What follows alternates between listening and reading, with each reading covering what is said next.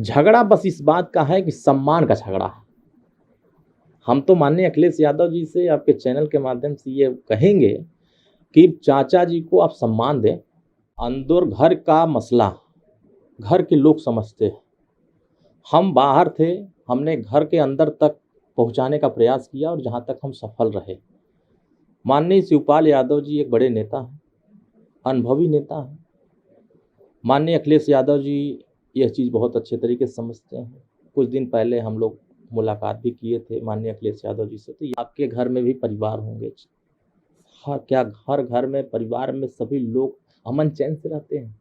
कहीं न कहीं छोटा मोटा विवाद उत्पन्न होता रहता है। हर घर में विवाद होता है, ऐसा नहीं है कि झगड़ा हर घर में नहीं होता है। लोग आपस में बैठ करके इस को हल कर लेते हैं।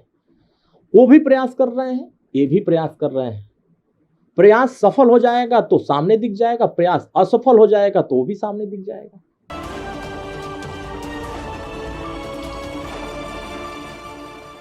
राजनीतिक गलियारों में चर्चा तेज है कि शिवपाल सिंह यादव की भारतीय जनता पार्टी से नजदीकियां बढ़ती जा रही हैं। कयास ये लगाए जा रहे हैं कि जल्द ही शिवपाल सिंह यादव भारतीय जनता पार्टी में ज्वाइन हो सकते हैं, लेकिन आधिकारिक पुष्टि अभी किसी भी तरफ से नहीं हुई है। हमारे साथ अरुण राजभर जी हैं। अरुण जी, चुनाव से पहले आपके पिताजी ने, राष्ट्रीय अध्यक्ष ओम प्रकाश राजभर जी ने पैरोकार करके चाचा भतीजे को एक किया था, लेकिन चुनाव बाद अब फिर से जो अंदरूनी कलह है वो निकल कर सामने आ रही है। क्या रिएक्शन देंगे, पहले तो ये जानेंगे। देखिए, अंदर घर का मसला घर के लोग समझते हैं। हम बाहर थे, हमने घर के अंदर तक पहुंचाने का प्रयास किया और जहां तक हम सफल रहे। माननीय शिवपाल यादव जी एक बड़े नेता हैं, अनुभवी नेता हैं। माननीय अखिलेश यादव जी यह चीज़ बहुत अच्छे तरीके से समझते हैं। कुछ दिन पहले हम लोग मुलाकात भी किए थे माननीय अखिलेश यादव जी से। तो यह बात हमने उनके सामने रखा भी था कि माननीय शिवपाल यादव जी, इस तरह का माहौल उनके खिलाफ चल रहा है, क्या सच्चाई है। तो उन्होंने कहा ऐसी सच्चाई मीडिया में चलती रहती है, लेकिन हम लोग अनवरत बात का क्रम कर रहे हैं। हम प्रयास कर रहे हैं कि वो हमारे ही साथ रहें और हम उनको साथ लेके चलें। लेकिन जब व्यक्ति अपने विचारधाराओं को, अपने नीति सिद्धांतों को स्वीकार करके अपना रास्ता अगर तय करता है, हर व्यक्ति स्वतंत्र है राजनीति में फैसला लेने का। हम अपनी पार्टी का फैसला ले सकते हैं, हमको क्या करना है क्या नहीं करना है, वो अपनी पार्टी के फैसला ले सकते हैं। तो अब इसमें वो कहाँ जाते हैं, क्या करते हैं, वो उनका फैसला हो सकता है। लेकिन हमारा प्रयास होगा, कोशिश होगा कि जो मान्यवर बाबा साहब अम्बेडकर की जो सोच थी, कांसीराम की सोच थी, लोहिया जी की जो सोच थी, समाजवादी विचारधारा को जो मजबूत करने की कड़ी थी, अगर उस कड़ी को हम कमज़ोर करेंगे तो समाज का नुकसान होगा। समाज का नुकसान ना हो, इसके लिए हमारा प्रयास है कि सब लोग एक रहें, आगे काम करें और समाज को आगे बढ़ाने का प्रयास करें। लेकिन अब जैसा मीडिया में कयासबाजी चल रही है, मीडिया में तो हमको लेकर के बहुत सारे खबरें चलाई गई कि हम वहाँ जा रहे हैं, ऐसे कर रहे हैं, वैसे कर रहे हैं। लेकिन क्या हुआ, परिणाम उसका सामने है। क्या है, जनता जिन उम्मीदों के साथ भारतीय जनता पार्टी की सरकार वर्तमान में चुनी है, तो आज महंगाई एक बड़ा मुद्दा बना हुआ है प्रदेश और देश के लिए। जनता प्रतिदिन डीजल और पेट्रोल के रेट बढ़ रहे हैं, नौजवान बेरोजगार हैं। सरकार वादा कर रही है हम 10,000 नौकरी देंगे, लेकिन पीछे जो 5 लाख नौकरी देने की बाजा बजाया 5 साल तक, आज भी उस 5 लाख लोगों का नौकरी सार्वजनिक नहीं कर पा रही है कि हमने दिया किसको। तो 10,000 और देने जा रहे हैं तो सार्वजनिक करके जाएं पहले, कि पुराना हिसाब किताब हो जाए कि पुराने हिसाब में कितने लोगों को आपने नौकरी दी, कि जिले में कितने नौजवानों को दिया, तो पता चल जाता है कि सरकार सही काम कर रही है कि सरकार झूठ बोल रही है। दूसरा मुद्दा ये है कि बुलडोजर बहुत रटा जा रहा है प्रदेश में। बुलडोजर का धमक दिखाया जा रहा है। ठीक है, बुलडोजर चलना चाहिए। गैर कानूनी तरीके से अगर कोई संपत्ति अर्जित कर रहा है तो उसके ऊपर बुलडोजर चलना चाहिए। न्यायपालिका पर भरोसा करना चाहिए, सबके साथ इंसाफ करनी चाहिए।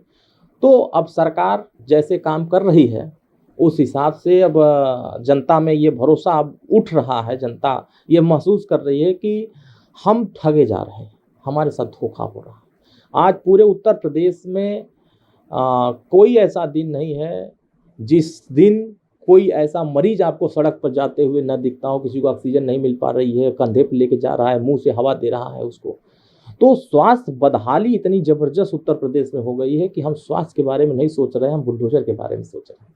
शिक्षा, आज नौजवान बेरोजगार, आज गरीब का बच्चा आज शिक्षा कैसे ग्रहण करेगा जब कापी किताब पढ़ाई लिखाई का रेट बढ़ जाएगा।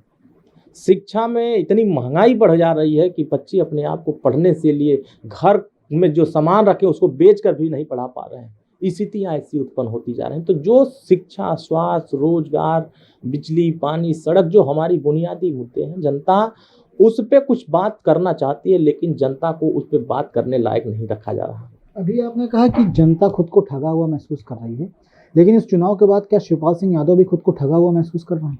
ऐसा तो नहीं ठगा हुआ महसूस, हमको तो नहीं लगता है कि वो महसूस कर रहे होंगे। ये तो चैनल वाले महसूस करा रहे हैं उनको कि आपके साथ ऐसा हो रहा है। जनता ने बहुत बहुत समर्थन किया, बहुत समर्थन किया। 18% वोट माननीय अखिलेश यादव जी के पास था 2017 में, और 2022 में सीधे सीधे 36% गया। अगर जनता ठगा महसूस करती हमसे तो हमको 36 तक नहीं पहुंचाती।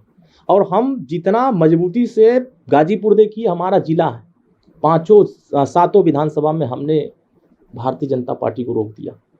मऊ की 4 सीट में हमने 3 सीट पर भाजपा को रोक दिया। आजमगढ़ में 10 सीट में 10 सीट रोक दिया। बस्ती में 7 सीट में 5 सीट पर रोक दिया, 6 सीट पर रोक दिया। अंबेडकर नगर में 5 सीट है, 5 सीट पर हमने रोक दिया। जौनपुर में 9 सीट है, हमने 6 सीट पर रोक दिया। मतलब कि कोई ऐसा जिला पूर्वांचल का नहीं है जहां हमने जो वादा किया था कि हम पूर्वांचल में भारतीय जनता पार्टी को नहीं बढ़ने देंगे, हम उस काम को आगे बढ़ाए। जनता ने बहुत समर्थन किया, बहुत अपार स्नेह प्यार दिया।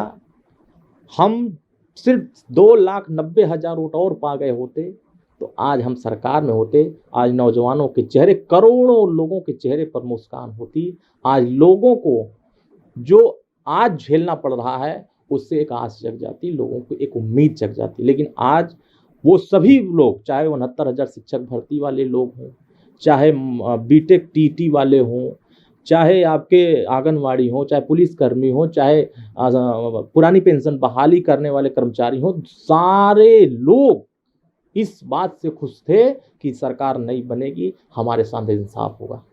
अब 5 साल वो इंसाफ के लिए संघर्ष करेगा। हम संघर्ष करेंगे, सड़क से लेकर सदन तक लड़ेंगे और इंसाफ दिलाने का प्रयास करेंगे।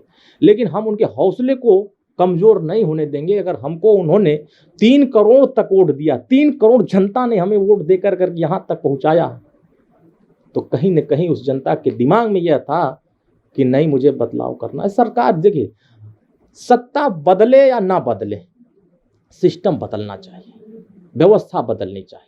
अगर पुरानी सरकार में अगर हम दवाई के लिए मर रहे थे तो इस सरकार जो नई बनी है उसमें भी दवाई के लिए अगर हम मरेंगे तो सरकार बदलने का कोई मतलब नहीं है, सरकार नई चुनने का कोई मतलब नहीं है। अगर हम उसको दवाई नहीं दे पा रहे हैं, उसको पढ़ाई नहीं व्यवस्था कर पा रहे हैं, उसको रोजगार की व्यवस्था नहीं कर पा रहे हैं, नौकरी नहीं दे पा रहे हैं, हम उसको सुरक्षा नहीं दे पा रहे हैं, हम उसको थानों पर इंसाफ नहीं दे पा रहे हैं, तो फिर इस सरकार से फिर इंसाफ की उम्मीद करके जो बैठा हुआ है उसके साथ बेईमानी हो जाएगी। मैं फिर से शिवपाल सिंह यादव के सवाल पे आता हूँ। अरुण जी, फिर से ये चीज़ें उठकर सामने आ रही हैं कि अखिलेश यादव अपने चाचा को नहीं साध पा रहे हैं, जो अपने परिवार के कलह नहीं दूर कर पाएंगे, वो जनता को किस तरीके से उनकी परेशानियों से दूर करेंगे या उनका निस्तारण करेंगे। एक बात बताइए, आपके घर में भी परिवार होंगे, क्या हर घर में परिवार में सभी लोग अमन चैन से रहते हैं?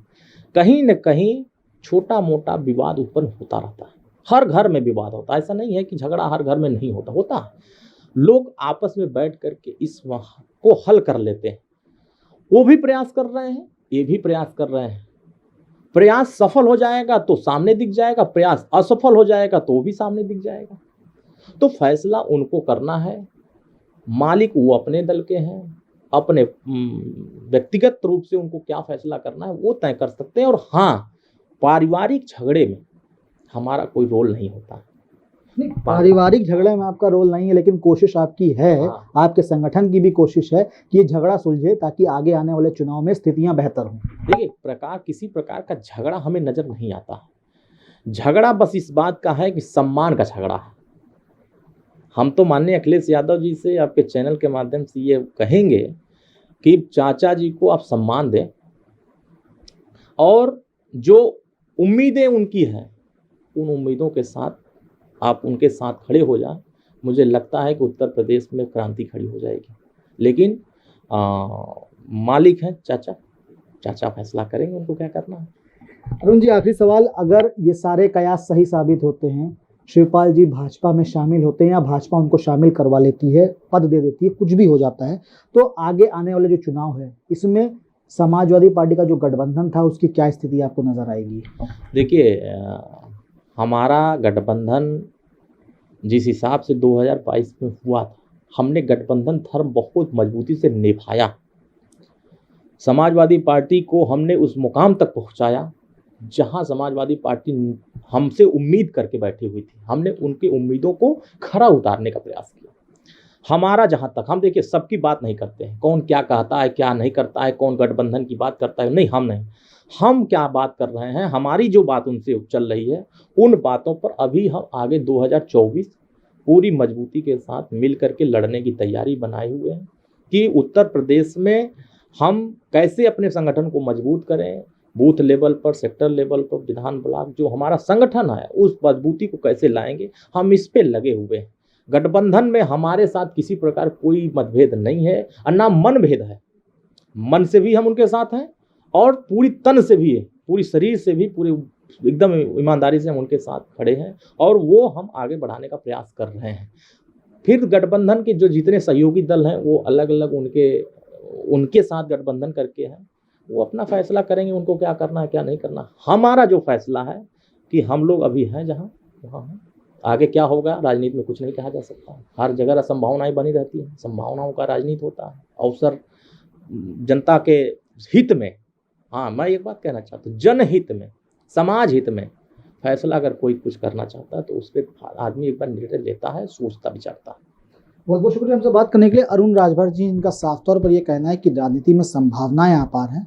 बहरहाल गठबंधन की अगर बात की जाए तो उन्होंने साफ कहा है कि हम समाजवादी पार्टी के साथ हैं, तन से धन से, ना कोई मतभेद है ना कोई मनभेद है। साथ ही इन्होंने अपील की है अखिलेश यादव से कि सम्मान दे जिस सम्मान का हकदार शिवपाल सिंह यादव हैं।